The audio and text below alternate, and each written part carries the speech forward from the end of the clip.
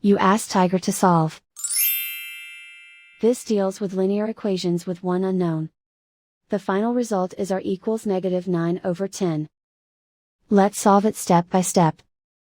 Swap sides. Resolve the double minus.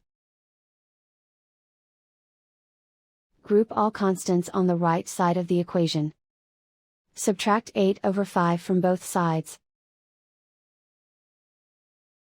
Combine the fractions.